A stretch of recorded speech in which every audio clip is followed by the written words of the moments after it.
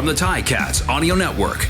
This is Ticats Today with Louie Butko. Yes, it is Ticats Day for a Thursday, August the 25th, 2022. Thanks for checking us out on the Ticats Audio Network. Louie Butko here with you, getting you set for tomorrow's game. Ticats Argos, 7:30, BMO Field. That means we'll be on the air here on the Ticats Audio Network starting at 6:30 with Andy Fantuz and Bubba O'Neill presenting Tiger Cats pregame. RJ Broadhead, Luke Tasker have the call starting at 7:30. And of course, just like every game day, it gets started with Tiger Cats game day with Courtney Stephen and Mike Daly, all happening right here on the Ticats Audio Network. Coming up on today's show, we'll hear from Coach O. We'll hear from Dane Evans, who was named the starter going into tomorrow's game.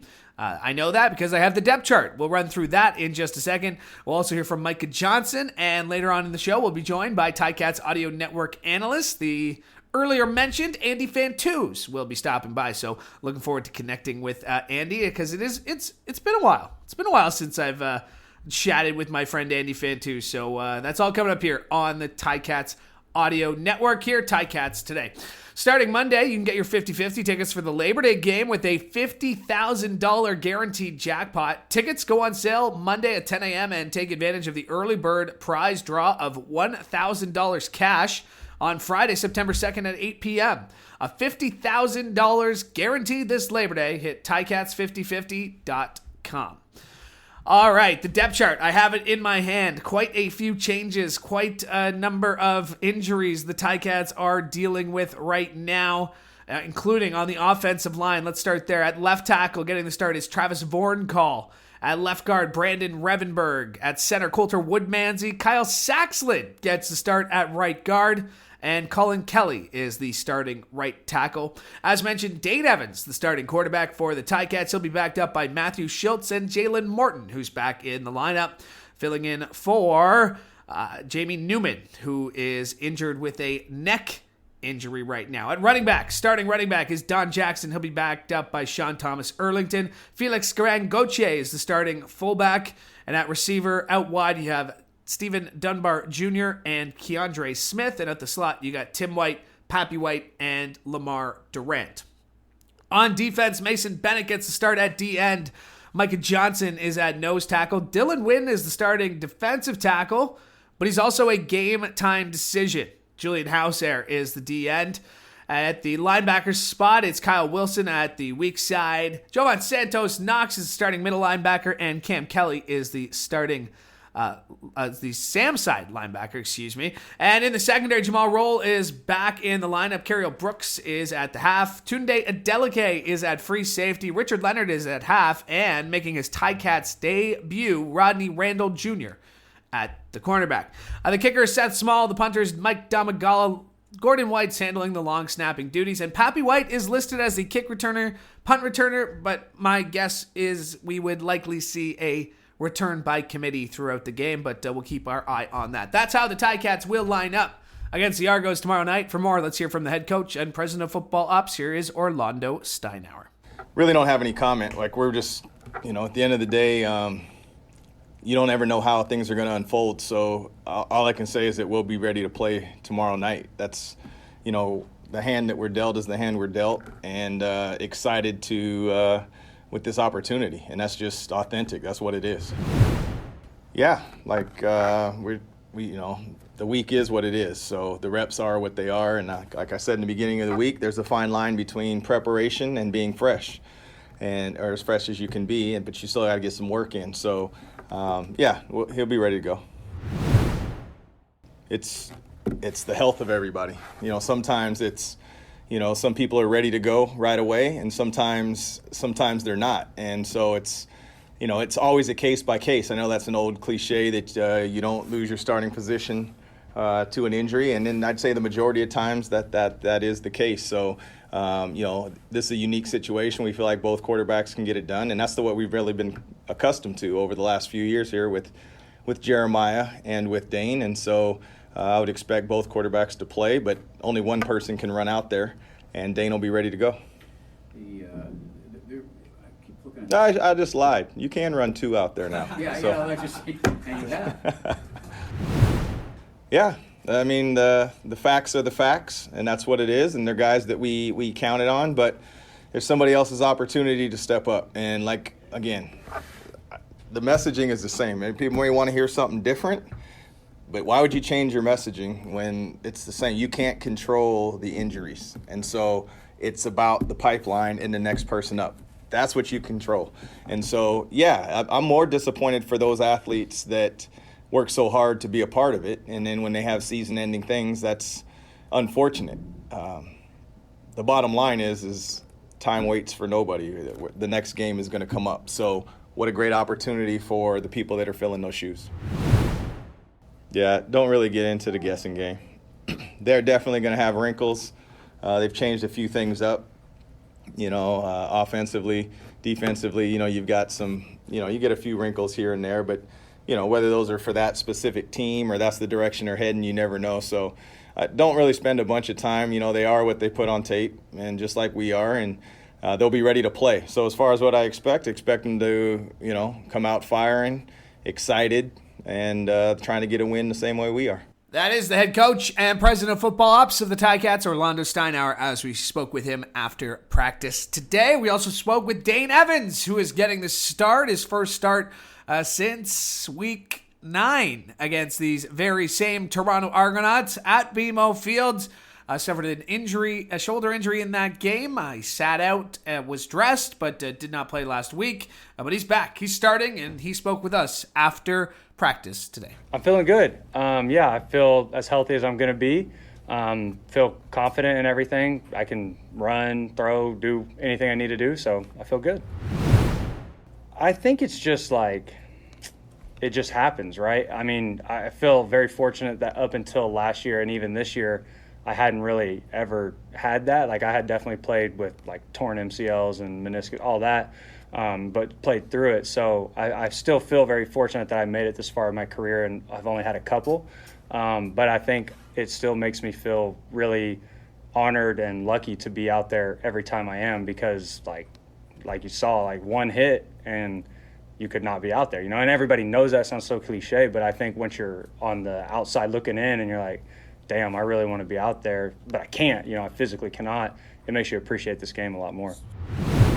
Yeah, a little bit. It still sucks. Like, there's no way to put it. Even when Rolly was out last week too, we kind of had a moment on the sideline in practice, and we were just talking about it. And yeah, I think having gone through it before definitely helped me, but it's still, no part about it is fun when you can't go out there and help contribute on game day. Now, during the week and stuff, I was trying to do everything I could physically to get back, but also help Matt and help Jalen and help Jamie, help the receivers any way I can. But yeah, it still stinks when you can't play. You're 100% right. We knew each other and worked out with each other just in workouts, right? So having been teammates this year and, going to dinners together, being roommates on the road, really getting to know him and his family and his story, who he is, where he's from. Our relationship, I think, is fantastic, man. I think Matt is a great guy. He's obviously a fantastic football player, and like I said back then, I was super excited when we got him, and I'm still the same way about it. He definitely does things that helps us win, and that's what you want, right? So I think anytime his number's called, he's going to do the exact right thing, and that's all you can ask for in a teammate.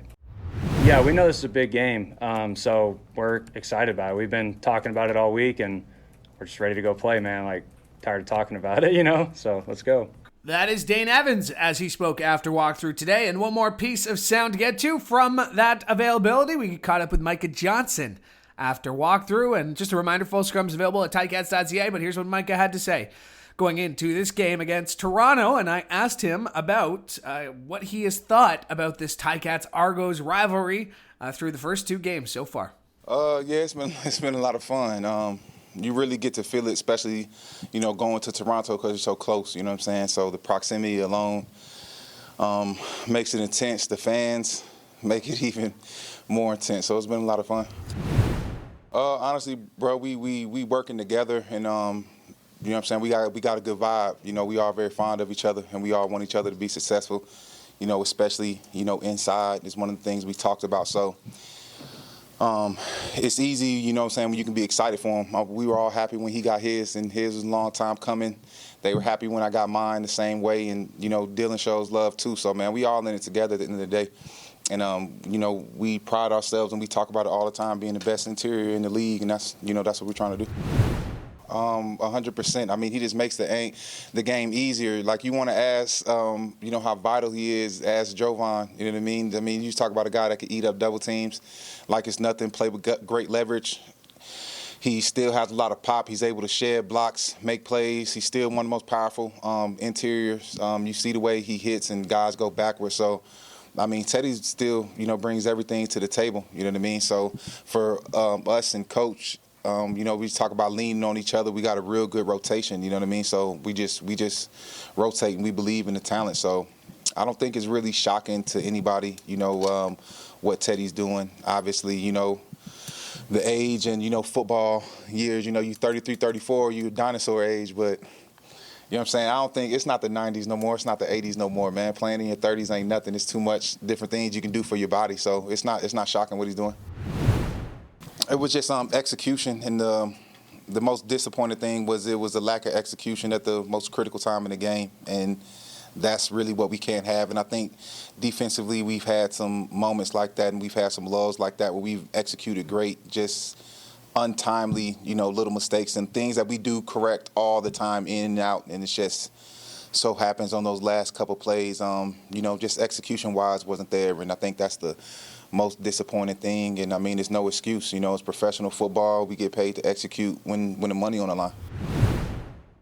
Obviously with, Andrew Harris missing and different things like that, we're expecting to get some different things in the run game. So they'll have to have some playmaking from other places like that. But honestly, man, a lot of times, especially in this league, offenses, they have their identities, and it's real hard to kind of change who you are, and it's hard to change your philosophy. So we know they have philosophies and things built in that's in the system that, they'll try to stick true to, but it's just going to come down to some more different playmakers, and, we're going to have to be on our toes because we know they're going to have to get some plays somewhere different. And that is Micah Johnson as he spoke after walkthrough today, giving some love to Big Teddy Laurent, who's put together a great couple of games so far. That rotation, Dylan Wynn, Teddy Laurent, and Micah Johnson, they have been sharp as of late. All right, very pleased now to be joined by my friend Andy Fantuz. He's a Ticats Audio Network analyst. You can hear him on Tiger Cats pregame. He's also a former pretty good Tiger Cat himself, a pretty good Ticats receiver. And speaking of Andy, let's talk about a CFL top performer of the week, and that would be Tim White. What have you seen from number 12 in these last two games specifically that really seems to be clicking? Well, I think he came in the season with very high expectations on himself and those around him, those inside the locker room that were watching him also with high expectations. And I think he started the season kind of up and down, and he had a lot of opportunities that I think he'll want back that early in the season. That the 50-50 ball is just not really on the same page as Dane on some of the throws, and had opportunities to get really massive games early in the season. And so I think he kind of took that personally and gave him some motivation to really just dig in and really dial in at practice and work on his craft and make sure he's doing anything extra in the film room, talking to the quarterbacks, to make sure that those opportunities wouldn't slip by again once they came up, and you kind of see the result of that on the field in the last two games. Well, put us in the head of a receiver. Like when things aren't going well, are you in your own head? Are you thinking, okay, is it something with my hands, or does the quarterback not trust me? Like I have to think there's a mental aspect of getting over a funk. Like we sort of saw. And again, that's not to say he wasn't great to start the year, but really the last two games he's figured on. So, I mean, mentally, what goes on in your head when things aren't going well and when things are clicking? Yeah, you nailed it. I mean, the game is, I think it was Yogi Berra said it's 90% like above the, or 90% above the head, above the neck. So at this level, everybody's an athlete. Everybody's really good player. So it's that mind that kind of separates you from the rest. And just like any injury, a funk can really be more of a mental hurdle than any kind of physical hurdle to get back to where you want to be. So you can train hard, you can work on the skills, but it's really it's really, you don't want to let your mind be your own worst enemy, be yourself, be your own worst enemy. So I often tell, what advice I got when I was a rookie in this league.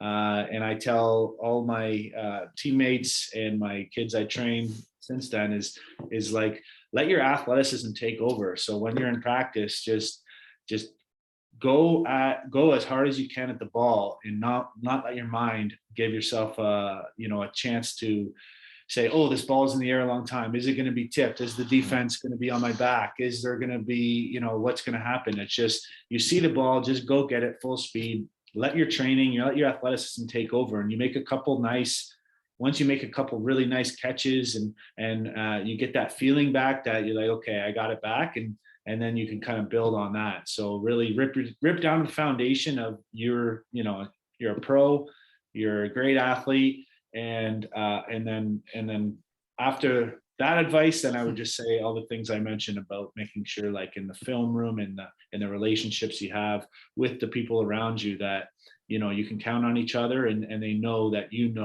what they're expecting. Like when I'm saying what they're expecting, meaning the quarterback. Yeah. Speaking of the quarterbacks, Dane Evans getting the start. He's back. He was dressed last week. We didn't see him in the action. He'd missed the game before. This seems like one of those situations where if you're Dane Evans, you were waiting for this moment, right? It's a must-win game, I would say. And nobody around the stadium would admit that publicly. But it's a must-win game when you look at where the standings are, where you look at where the Argos, the head-to-head, I think. And you're getting your quarterback, Dane Evans, going in. This seems like a great moment for Dane Evans to really remind people why the Ticats chose him moving forward with their team. Yeah, it is. You're right. He's battling some injury, and I hope he's completely healthy. And I assume he is if he's playing, or at least, as healthy as you can be midway through the season. So Matthew Schultz came in and did an excellent job. I was really impressed with him all season long when he was coming in for certain periods of the game, but also when he got the starts the last two games. So I think that, but Dane is the guy. Dane is the guy. He's the leader of the team, and that's not even up for debate. So if he's healthy, he's the guy you go with. And talking about the Argos, this is the third of the 4 games they're going to play against them. The season's split right now, so really, if you can win this one, and then come back for Labor Day and get that crowd behind you, and if you go 3-1 against the Argos, that's really what the Ticats need at this point in the year with the way things have been going. Yeah, and I mean, when you talk about Dane and his performance last year coming in the East Final, that one still stands out. And he got hurt back in Toronto, so he's going to be a little extra motivated. You mentioned this being the third time they've seen each other. I'm sure you've seen guys a lot in one season, not in a stretch as tight as this, but by the third time you see an opponent, there's already some ill feelings, isn't there? Yeah. Yeah, of course. I saw the schedule when it came out. I'm thinking, oh geez, I don't know what to think of it. I mean, I don't know if the hype of Labor Day will be the same as it normally is because it's 4th game in 5 weeks, or if at that point there'll be so many personal fouls for garbage after the whistle, both verbally and physically, or what's going to happen. Thankfully, the first 2 games weren't too bad, and they were fairly clean, even as far as turnovers are considered. So I expect it to be a huge matchup. I mean, Toronto's coming off a devastating loss equal to Hamilton's loss last week. So this is, it's a dogfight in the East right now, and Toronto knows just how important it is just as much as this. So it's kind of get back to your question. There's going to be those inner battles that you and I might not even see from watching the game, but between the offensive guard and the defensive tackle, between the receiver and the DB, between the special teams coordinators, like these are between the, people on special teams, especially you match up the same guy, what worked the first game might not have worked the second game. So what do you do in the third game? What kind of tricks and techniques are you working on? So it's certainly intriguing, and it's going to be a lot of fun to watch. How much film did you watch as a player of other teams taking penalties? Like, how did you study what set guys off, or is that something that you just kind of pick up as the game goes along, or you try to nitpick at? Wow. I think watching film, I think you probably see more of that from like a TV copy when you get the replays going and the close-ups and of the penalties themselves. When I'm watching film, I'm more looking at concepts, defensive as a receiver, I was looking at, concepts and contours, how defense flowed and what they were looking to do and how to beat that. And then also I would, more specifically study man-to-man techniques or different techniques of DBs as soon as, pre-snap, post-snap, on breaks, all the different breaks. So I don't know if I would say I was watching penalties too much. All right. You weren't trying to figure out what made guys tick. All right. Good to know that that's not what they're doing. All right. Andy, I really appreciate you doing this, man. It's great to see you. And like I told you, I will see you at the Labor Day Classic next week. Have a great call tomorrow. Thank you. Thanks, Louie. Good to see you too. My thanks to Andy Fantuz for joining me today. And my thanks to you as well, because, we couldn't do the show without your support, so we appreciate it. Ticats fans, it's time to ride on our strength. From now until October 13th, purchase 4 eligible Hercules passenger or light truck tires to receive a $100 Ticats rewards card and be entered to win our road trip sweepstakes, available at participating Active Green and Ross Ontario locations, or visit HerculesTires.com/AGR rewards. All right, that'll do it for us today. That'll do it for us this week, that being Ticats Today. Game day coverage tomorrow. We're back on Monday. Hope you'll join us then as we get set for the Labor Day Classic, which is 1 week from Monday, which is when we'll be back. Talk to you then. From all of us here at the Ticats Audio Network, I'm Louie Butko. Hope you have a great day. Ticats Today can be heard every weekday, and we would like to hear from you. Email us at gameday@ticats.ca. Have a question or an opinion? We want to hear it. That's gameday@ticats.ca. Subscribe to the Ticats Audio Network on Spotify or wherever you get your podcasts.